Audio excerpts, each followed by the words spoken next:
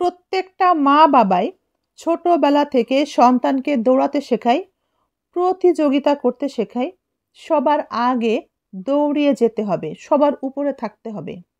School জীবন থেকে আমরা এটা শিখে নিই এবং পরবর্তীতে আমাদের কর্মজীবনে গিয়েও এই একই জিনিস আমরা কাজে লাগাই আমাদের জীবনে। এত বেশি পরিশ্রম করো, এত বেশি দৌড়াতে থাকো যেন সবার উপরে আমরা থাকতে পারি, সবার উপরে থাকতে হবে। কর্মজীবনে এসেও আমরা একই শিক্ষায় কাজে লাগিয়ে থাকি আমাদের জীবনে। যত বেশি পরিশ্রম করব, যত বেশি দৌড়াতে পারবো, তত বেশি সবার উপরে থাকব।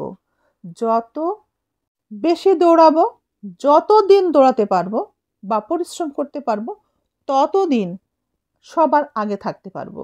এই শিক্ষাটা আমরা মা বাবার কাছ থেকে পেয়ে থাকি।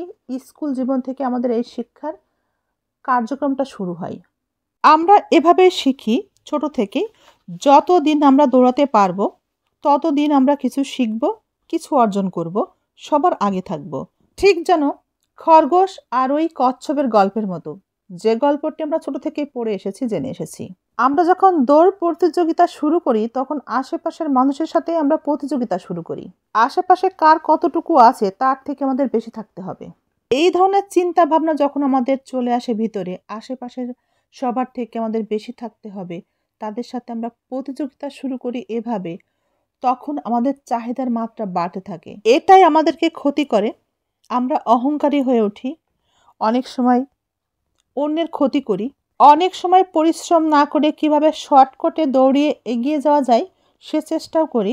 হালাল পথ থেকে আমরা হারাম পথ অবলম্বন করি, হারাম পথ ধরে যাওয়ার চেষ্টা করি।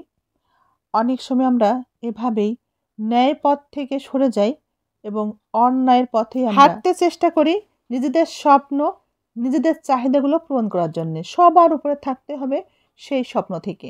এভাবে যখন আমরা হারাম পথ অবলম্বন করি তখন আমাদের জীবন থেকে সুখ হারিয়ে যায়।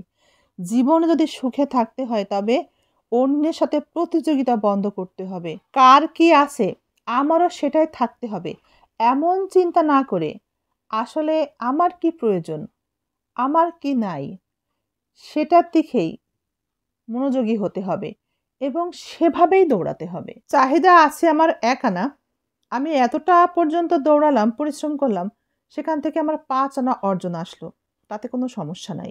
কিন্তু নিজের ভিতর থেকে অহংকার, ইগো, অন্যের প্রতি অবহেলা, কেউ আমার উপকার করলো তার প্রতি কৃতজ্ঞতা না দেখা, এই ধরনের স্বভাবগুলো যদি আমাদের জীবন থেকে বাদ দিতে পারি তবেই আমরা কিন্তু সুখে থাকতে পারি, ভালো থাকতে পারি। অধিকাংশ ক্ষেত্রেই আমাদের মানসিক চাপ আমরা বাড়িয়ে থাকি এভাবে, মানসিক অশান্তিতে থাকি যদি সেই কাজগুলো আমরা করতে না পারি বা তাদের মতো আমরা চলতে না পারি, তখন আমাদের ভিতরে মানসিক চাপ বাড়ে। অধিকাংশ মানুষের মানসিক চাপ বাড়ে এভাবে। আমরা অন্যের সাথে প্রতিযোগিতা তো করি এবং অন্যকে অনুসরণ করার চেষ্টা করি।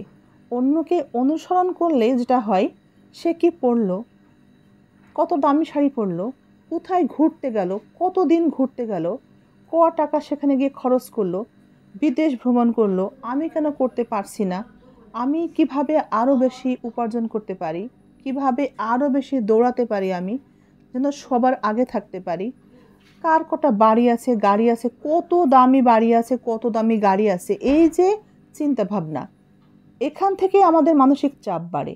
এই চাপে কিন্তু আমাদের মধ্যে অনেকেই হার্ট অ্যাটাক পর্যন্ত করে ফেলে, অনেকের হার্টের সমস্যাটাও দেখা দেয়। অন্যের কি আছে আমার কি নেই, এই ভাবনা থেকে যখন আমরা অনেক বেশি পরিশ্রম করতে থাকি তখন আমাদের মানসিক চাপ বাড়ে, আমাদের হার্টের উপরে চাপ পড়ে, প্রেশার পড়ে, আমাদের মনোকষ্ট বৃদ্ধি পায় অতিরিক্ত পরিশ্রম করার কারণে। অতিরিক্ত চিন্তা ভাবনায় মানসিক চাপ বেড়ে যায়।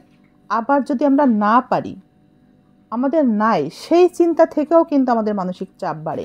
আমি কেন তার মতো হতে পারছি না, কেন আমি ওই জায়গাতে পৌঁছাতে পারছি না, এভাবেও কিন্তু আমাদের হার্ট উইক হয়ে যায়, দুর্বল হয়ে যায়। এভাবেই চলতে চলতে একটা সময় আমাদের আসলেই হার্টের অসুখ দেখা দেয়। আমরা সুখ হারিয়ে ফেলি, মনের সুখ হারিয়ে ফেলি মানসিক চাপের মধ্যে থাকতে থাকতে। এই মানসিক চাপ থেকে নিজেকে একটু সামলানোর জন্যে উপভোগের বিভিন্ন জায়গাতে আমরা নিজেকে যুক্ত করি। আমরা চিন্তা করি এই সব জায়গাতে একটু বেশি আনন্দ পেলে বা নিজের মনকে একটু আনন্দের মধ্যে রাখতে পারলেই হয়তো বা দুশ্চিন্তা ফ্রি থাকবো, তাতে বরং আমাদের মানসিক চাপ অনেকটা কমবে। কিন্তু সেটা আসলে হয় না। দরকার আমাদের হার্টের বিশ্রাম, মস্তিষ্কের বিশ্রাম, আমাদের মনের ক্লান্তি দূর হওয়ার জন্যও বিশ্রামেরই প্রয়োজন। আনন্দ উল্লাস উপভোগের নামেই আমরা ভিন্ন খাতে শরীর এবং মনকে পরিশ্রমের দিকেই কিন্তু ঠেলে দিচ্ছি। বাসায় ফেরার পর দেখছি আমরা কি আরও বেশি ক্লান্ত এবং সেই দুশ্চিন্তার জায়গায় দুশ্চিন্তায় আছে। দুশ্চিন্তা কিন্তু আমাদের মন থেকে বের হচ্ছে না।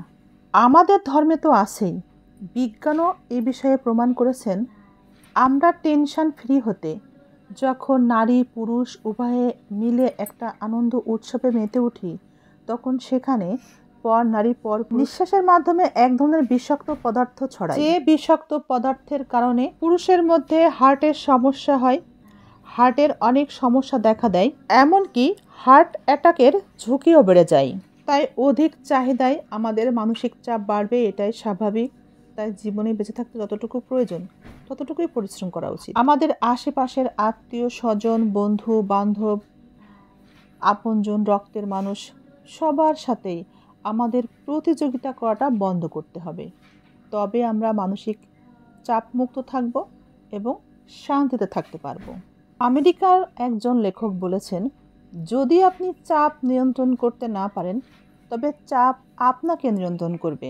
কথাটি অনেক অংশেই সত্য। আমাদের জীবনে হতাশা, উদ্বিগ্ন, চাপ কিন্তু থাকবেই।